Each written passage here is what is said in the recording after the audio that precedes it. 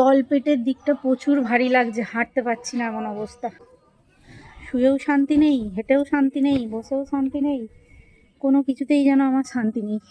Good morning friends, কেমন আছো আমার ইউটিউব পরিবার? আশা করছি সবাই ভালো আছো, সুস্থ আছো। এই যে তোমাদের দাদা সকাল সকাল বাজার নিয়ে হাজির হয়ে গেছে, আর এনেছে চিকেন, সেটাই তোমাদের বলছে চিকেন চিকেন। আর আমি আউট ভয়েস দিচ্ছি কারণ আমার ঘরে গান চলছিল, তো সেইটা আমি মানে মাথাতেই ছিল না, খেয়ালই ছিল না, তো সেই জন্য আমি আউট ভয়েস দিচ্ছি, ভয়েসটা রাখতেই পারিনি। আর তো তোমাদের দাদা বাজার নিয়ে চলে এসছে, আর আমি এখানে বসিয়ে দিয়েছিলাম চায়ের জলটা ফুটে উঠেছিল বলে গ্যাসটা বন্ধ করে রেখেছিলাম, কারণ সে এলে তারপরে চাটা করে দেবো। আর দুধ চা খেতে চায় না, দুধ চা সে এখন আর খেতে চায় না, ঘরেতে লিকার চাটাই খায়। তো সেই জন্য এই যে এখন চা করব, চা করে তাকে খেতে দেব। আর এখন মানে কি বলবো, কষ্টটা শরীর মানে শারীরিক কষ্ট বলতে পারো, শারীরিক কষ্টটা এত বেড়ে গেছে যে আমি আর পারছি না। হ্যাঁ, কিন্তু পারছি না বললেও তো হবে না, করতে হবে, না করলে কি করে হবে। এবার তোমাদের দাদাকে যদি বলি কী গো চাটা করো না, এবার সে চা করতে এসে সে এমন চা করবে, সে আমার আরও কাজ বেড়ে যাবে। তার থেকে ভালো আমিই করি। তোমরা জানো যে ছেলে মানুষরা মেয়ে মানুষের মতো গুছিয়ে কিছু করতে পারে না। হয়তো গ্যাসের ওপরে চা ফেলে দেবে, এখানে চা সেঁকতে গেলে চা নিচে ফেলে দেবে, সেইগুলোকে আমাকে আবার পরিষ্কার করতে হবে। সেই জন্য তাকে আমি বলি না। আর সে চা করলে বাবা, তার চা নাকি খুব ভালো হয়, খুব স্পেশাল হয়। হ্যাঁ, বারবার বলবে যে খেয়ে দেখো চাটা হেভি হয়েছে, আজকে হেভি হয়েছে, এমন করতে থাকবে। তো যাই হোক, সবাই কেমন আছো গো? ভালো আছো তো? আশা করছি যে যেখানে আছো ভগবানের আশীর্বাদে সবাই ভালো আছো, সুস্থ আছো। আর সেটাই কামনা করি ভগবানের কাছে, যে সবাই ভালো থাকো, সুস্থ থাকো। সুস্থ থাকাটা অনেক প্রয়োজন। শরীর যদি সুস্থ থাকে সমস্ত দিক থেকে লড়া যায়, শরীর যদি ভালো না থাকে কোনো দিক থেকেই কিছু করা যায় না। ওই জন্য সুস্থতা সবার আগে কামনা করি সবার, তারপরে বাকি সব কিছু। আর এখানে দেখো আমি দুধ জাল দিয়ে নিয়েছি, এখন আমি খাবো একটু দুধ চা, কারণ আমার লিকার চা খাই এখন, যদিও বা আগে একদমই খেতাম না, এখন লিকার চা খেতে মোটামুটি ভালোই লাগে, কিন্তু আজকে আমি দুধ চাটাই খাবো। কারণ হচ্ছে আমি একটু কেক দিয়ে চা খাবো, ওই জন্য দুধ চা করে খাচ্ছি। লিকার চা দিয়ে কেক দিয়ে খেতে একদম ভাল লাগে না। তো এই যে দেখো চা উতলে গেছে, যত চা লাভার আছো সবাইকে ইনভাইট করছি সকালবেলায় হাত তোলো, নালে কমেন্টে লেখো, তোমাদের সকলের জন্য চা আমি তাহলে আবার বসাবো, বেশি করে বসাবো। এত উচ্ছ্বাসের সাথে কথা বলছি বন্ধুরা, কিন্তু মনের মধ্যে কিন্তু একটা ধুকপুকুনি লেগেই আছে আমার। কেন বলো তো? কারণ হচ্ছে আমার শরীরে তো নানান কষ্ট হচ্ছে এখন, আর এই কষ্টটা বেশি দিন তো আর ভোগ করা যাবে না, কারণ ডাক্তার বলেই দিয়েছে অ্যাডমিশন করে নেবে, মানে অ্যাডমিট করে নেবে। তো সেই জন্য ডাক্তার দেখাতে যাব, কবে ভর্তি নেয় সেটা তোমাদের আমি বলবো। আর তারপরে হচ্ছে এই যে হসপিটাল ব্যাগ রেডি করতে হবে, এই টুকিটাকি যে জিনিসগুলো নিতে হবে সেগুলো কেনাকাটি করতে হবে। তো এইগুলো তো একটা হেডেক আছেই, কাজ আছেই, তো সেগুলো করতে হবে। তো চলো সেই কাজগুলো মাথায় থাক, এখন আমি এই যে কেকটা আর এটা খাই। আর পুরো প্রেগনেন্সি জার্নিতে কেউ সাথে থাকুক আর না থাকুক, ভগবান আমার সাথে আছে, আর তোমাদের দাদাভাই কিন্তু আমার সাথে সব সময় আছে, জানো তো। রাতে তাহলে বিরিয়ানি আনবে তো, আর আমি এবেলায় মাংস রান্না করব। তো আজকে দুপুরবেলায় রান্না করব, আজকে সকালবেলায় রান্না করছি না। তোমাদের দাদা বেরিয়ে যাবে এখন ডিউটিতে, কারণ কাজ আছে তার, তো সেই জন্য সকালবেলায় রান্না আমার অব্যাহতি। সেই দুপুরবেলায় রান্না করব, স্নান টান করে করবো, নাহলে তার আগে করে স্নান করতে যাবো। তো তোমাদের দাদা এখন ঘর মুছছে, ঘরটা মুছে দিয়ে চান করে সে বেরিয়ে যাবে, তারপরে আমি একা সারাদিন, সারাটা দিন এই যে শয্যা আমার, এখানটা আমি শয়ন করি, শুয়ে থাকি সারাদিন, শুয়ে শুয়ে সময় পাস করি। আর কি করব বলো, কারণ এই অবস্থায় না তো আমি বসতে পারছি বেশিক্ষণ, না আমি শুতে পারছি।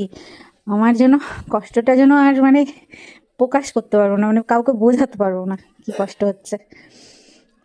যারা আমার মতো আছো তারাই জানো যে কি কষ্ট হচ্ছে। তো চলো তোমাদের দাদা মুছে নিক, তারপরে রান্নাঘরে আমি মাংসটা রেখেছি, ওটা ধোবো, ধুয়ে রান্না করব।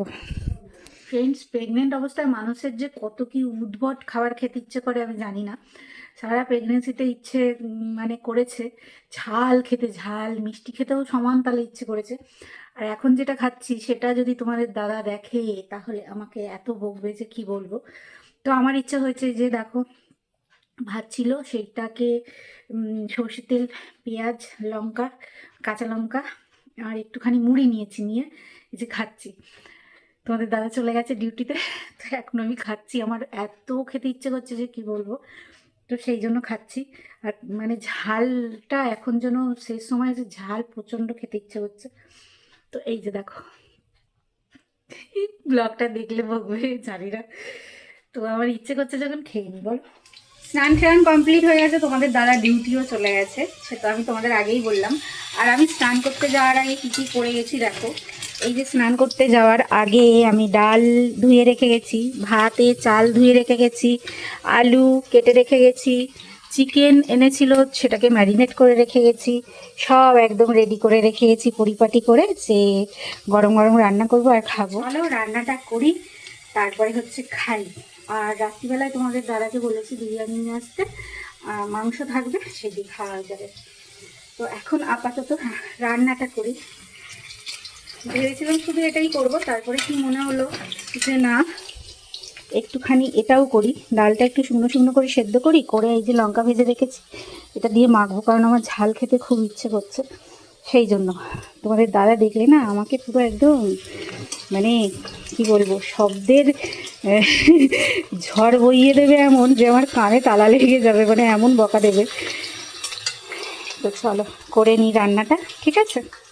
ইদানিং বন্ধুরা আমার না মানে মাটনটা খেতেই বেশি ভালো লাগে, কিন্তু প্রেশার হাই হয়ে গেছে বলে আমি মাটনটা খেতে সাহস পাচ্ছি না। সেই জন্য তোমাদের দাদাকে আর সাহস করে বলতে পারিনি যে আমাকে একটু মাটন এনে দাও, তো সেই জন্য চিকেনই এনে দিয়েছে।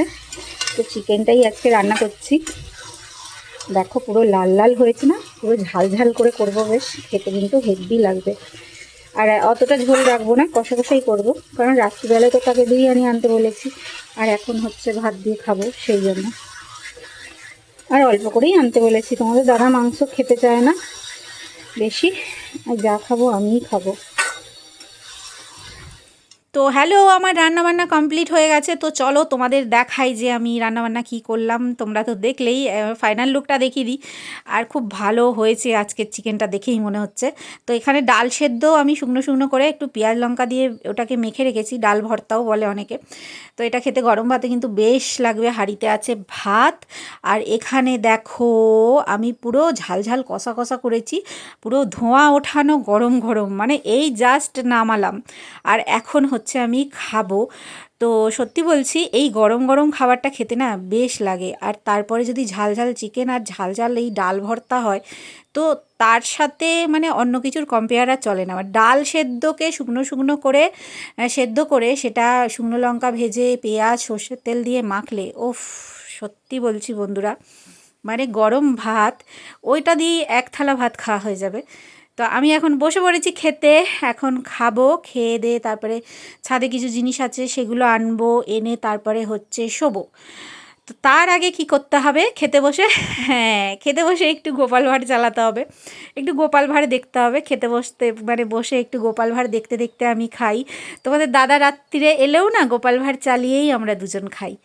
তো আমি জানি না, আমার পেটের মধ্যে আমার পুচকুটাও বোধহয় গোপাল ভাঁড়ই শুনবে এসে, কারণ ওর মা সবসময় গোপাল ভাঁড়ই দেখে, তো গোপাল ভাঁড়ের ভিডিওই বোধহয় ভালোবাসবে। তো গোপাল ভাঁড় চালিয়ে এখন খাচ্ছি। তো চলো খেয়ে নিই, তারপর দেখা হচ্ছে। তল পেটের দিকটা প্রচুর ভারী লাগছে, হাঁটতে পারছি না এমন অবস্থা। ছাদে এলাম, ছাদে বেশ রোদটা ভালো লাগছে, কিন্তু আমি বেশিক্ষণ দাঁড়াতে পারছি না, ঘরে গিয়ে শুয়ে পড়বো। আর এই যে জামা কাপড়গুলো তুলতে এলাম, জামা কাপড়গুলো তুলে নিয়ে সোজা ঘরে যাব। উফ, পারছি না, কষ্ট হচ্ছে একটা। খাওয়া দাওয়া হয়ে গেছে বন্ধুরা, এবার হচ্ছে শোবো, কারণ শুয়েও তো শান্তি নেই, শুয়েও বারবার সেই টয়লেট পেয়ে যাবে, বারবার উঠতে হবে, যেই ঘুমটা আসবে সেই টয়লেট পাবে, এমন হচ্ছে ব্যাপার। শুয়েও শান্তি নেই, হেঁটেও শান্তি নেই, বসেও শান্তি নেই, কোনো কিছুতেই যেন আমার শান্তি নেই। যতক্ষণ না হচ্ছে ততক্ষণ আর শান্তি পাবো না মনে হচ্ছে। তো চলো জামা কাপড়গুলো তুলে নিই, নিয়ে তারপরে বাইরে যাই, বাইরে বলতে নিচে যাই, গিয়ে তারপরে একটু শুই, তারপরে দেখা যাবে বলো। আর আজকে দেখো আকাশটাও কি সুন্দর লাগছে, রোদ ঝলমলে, কিন্তু একটা গরম গরম ভাব পড়ে গেছে জানো, একটা গরম মানে একটা আভা চলে এসছে। আবার সারাটা বছর সেই গরম ভোগ করতে হবে, কিছু করার নেই, প্রকৃতি এমনই, তার সাথে তো কেউ লড়তে পারবে না বলো। ও মা,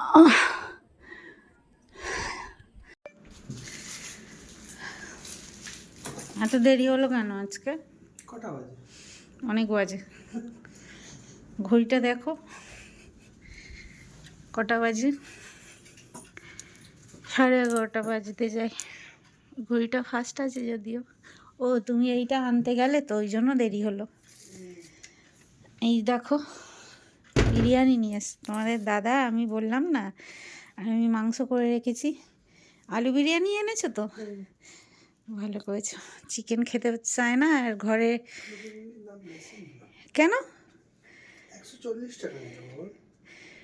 70 টাকা করে? না 160 টাকা নিল, 80 টাকা করে। কেন নেবে তুমি বলনি? কিছু বলেনি, কেন বলার নেই, আগে তাই নি তো, বলছি কিছু বলার নেই তাই বলছি। আগে তাই নি তো। ফটো উঠছে না, ভিডিও উঠছে না? না ওই কি দেখাচ্ছে ক্যামেরাতে, উঠছে। জানি না আমি কি হয়েছে।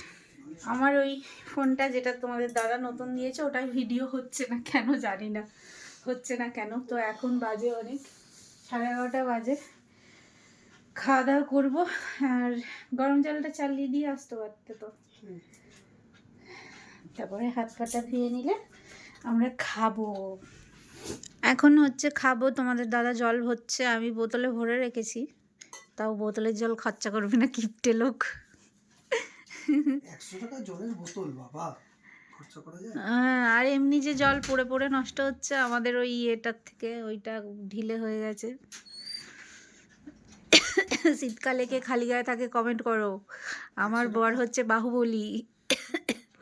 100 টাকা বোতল জলের দাম, ওটা স্পেশাল লোকেদের জন্য, তুমি তো নরমাল। আচ্ছা আমি স্পেশাল। আমাদের যে খাওয়ার জলটা ওটা বিসলারির ড্রামটা নিয়ে আসে তোমাদের দাদা, ওই জন্য বলছি ওটা স্পেশাল লোকেদের জন্য। তো এ নিয়ে আসো, থালা নিয়ে আসো। তো ওই যে কাজ করছে, কাজুনদার কাজ করছে, আর ওই যে বিরিয়ানি, আর মাংসটা একটু গরম করি চলো। বলে লঙ্কা দিয়েছে, কোথায় দিয়েছে লঙ্কা? দেয়নি লঙ্কা কোন দিন দেয় সেটা আমায় বলো তুমি। লঙ্কা, একদিনও কি লঙ্কা দেয়? একদিনও তো লঙ্কা দেয় না, তুমি ভুলে যাও কেন? লঙ্কা নিয়ে এসে ঝাল মা এ না, নিয়ে এসে বসো, নাহলে খেতে পারবে না। তো এই যে খাই এখন, খেয়ে দিয়ে তারপরে তোমাদের সাথে কথা হবে। হ্যাঁ চিকেনটা করলো, নালে নালে বিরিয়ানি ঠান্ডা হয়ে যাবে আর ভালো লাগবে না খেতে। বিরিয়ানি আর চিকেন কষা। আর এই যে তোমাদের দিদি আনন্দ সহকারে বিরিয়ানি খাবে।